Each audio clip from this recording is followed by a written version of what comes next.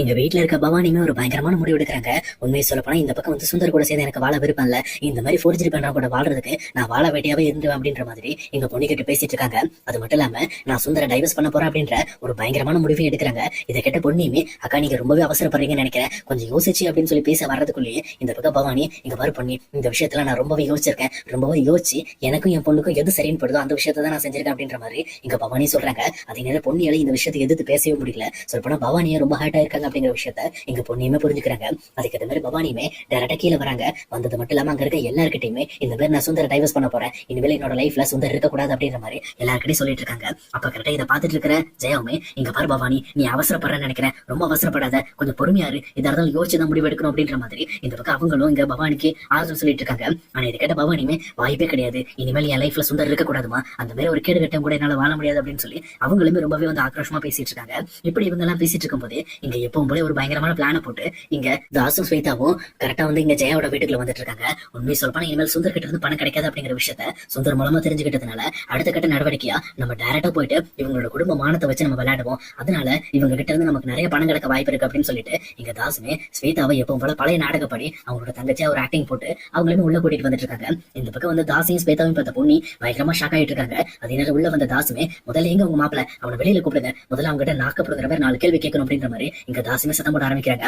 இதை பார்த்தோன்னே இங்க சந்திரசேகருக்கு ஒண்ணுமே புரியல, நீ யாருப்பா, நீ எதுக்காக வந்து இந்த மாதிரி எங்க மாப்பிளைய கேட்டுட்டு இருக்க அப்படின்னு சொல்லி கேட்கறாங்க. அப்ப இந்த பக்கம் தாசுமே என்னோட தங்கச்சியோட வயித்துல ஒரு குழந்தையை கொடுத்துட்டு ஒண்ணுமே தெரியாத மாதிரி போய் ஒளிஞ்சுட்டு இருக்கானு, அதனாலதான் அவனை கூப்பிட சொல்றேன், முதல்ல அவனை வெளியில் வர சொல்றேன் அப்படின்ற மாதிரி இங்க தாசுமே ரொம்ப கோவப்பட ஆரம்பிக்கிறாங்க. அப்ப இந்த பக்கம் எல்லாருமே பொண்ணியை திரும்பி பார்க்கும்போது பொண்ணியுமே ஆமா இவங்களோட தங்கச்சி கிட்ட தான் அவங்க பேசிட்டு இருந்தாங்க, அதே நேரம் சுந்தர் ஏமாத்தினது இந்த பொண்ணு தான் அப்படின்ற மாதிரி இந்த பக்கம் பொண்ணு சொல்றாங்க. இந்த விஷயத்தை பத்தி தான் நான் ஏற்கனவே வீட்டுல சொன்னேன் அப்படின்ற மாதிரி சொல்றாங்க. இதை கேட்டோன்னு வீட்டுல இருக்க எல்லாரும் பயங்கரமா ஷாக்காய் போய் நிக்கிறாங்க. அந்த நேரம் ஸ்வேதாவுமே எப்பவும் போல பயங்கரமா ஒரு அழுது ஒரு நாடகத்தை போட ஆரம்பிக்கிறாங்க. அப்ப தாசுமே இந்த மாதிரி ஒண்ணுமே தெரியாது என் தங்கச்சிக்கு பாட சான்ஸ் தான் சொல்லி ஏமாத்தி இப்படி ஒரு வேலையை பண்ணிட்டான். இப்ப என் தங்கச்சியோட வயித்துல ஒரு கரு வளர்ந்துகிட்டு இருக்கு, இப்ப அந்த குழந்தைய அழிக்க முடியாம நான் ரொம்ப கஷ்டப்பட்டு இருக்கேன், அதுக்கு எக்கச்சக்க பணம் தேவைப்படுது, அந்த பணத்தை வாங்கணும், முதல்ல அந்த ஆளை பிடிச்சி அவன் கண்ணத்துல 2 அரை அரைஞ்சுதான் அந்த பணத்தை வாங்க போறான் அப்படின்ற மாதிரி இங்க தாசுமே பேசிட்டு இருக்காரு. அது கேட்டோன்னு இங்க சந்திரசேகருக்கு என்ன பண்றதுன்னு தெரியல. அப்ப ஜெயாவுமே இங்க பாருங்க, இந்த மாதிரி நீங்க இப்படி ரொம்ப சத்தம் போட்டு பேசாதீங்க, உங்களுக்கு எதா இருந்தாலும் நாங்க பண்ணி தரோம், அந்த பொண்ணுக்கு எதுவும் ஆகாம நாங்க பாத்துக்கிறோம் அப்படின்ற மாதிரி ஜெயா பேசிட்டு இருக்காங்க.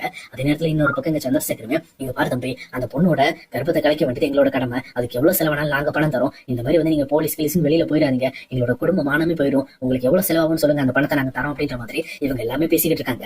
இதெல்லாம் கேட்டுட்டு இருக்கும்போது இங்க சக்திக்குமே ஒண்ணுமே புரியல, என்ன இது இவன் எதுக்காக இந்த மாதிரி பணத்தை வந்து கேட்டுக்கிட்டு இருக்கான், இவன் நியாயத்தை தானே கேட்கணும், உண்மையை சொல்ல போனா நான் போலீஸ்க்கு போறேன் நான் மிரட்டணும், ஆனா மிரட்டாம இவன் பணத்துல ரொம்ப குறியா இருக்கானே அப்படின்ற மாதிரி சக்தியை சண்முகம் யோசிச்சுட்டு இருக்காங்க. அதே நேரத்துல இங்க சிவானி பாப்பாவும் எப்பவும் போல ஸ்கூல் முடிச்சு வீட்டுக்கு வராங்க. வந்தது மட்டும் இல்லாம அவங்க எல்லாமே உள்ள வந்துட்டு என்ன இது புதுசா 2 பேர் இருக்காங்க அப்படின்னு சொல்லி அவங்க ரொம்பவே ஆச்சரியமா பார்த்துட்டு அங்க இருந்து உள்ள போயிட்டு இருக்காங்க. அப்ப கரெக்டா இந்த பக்கம் தாசுமே மறுபடியும் சத்தம் போட்டு பேச ஆரம்பிக்கிறாங்க. இங்க தாசோட குரலை கேட்ட உடனே இந்த பக்கம் சிவானி பாப்பாக்கு என்னாச்சுன்னு தெரியல, பயங்கரமா நடுங்கிட்டு இந்த பக்கம் பொண்ணு பின்னாடி போய் மறைய ஆரம்பிக்கிறாங்க.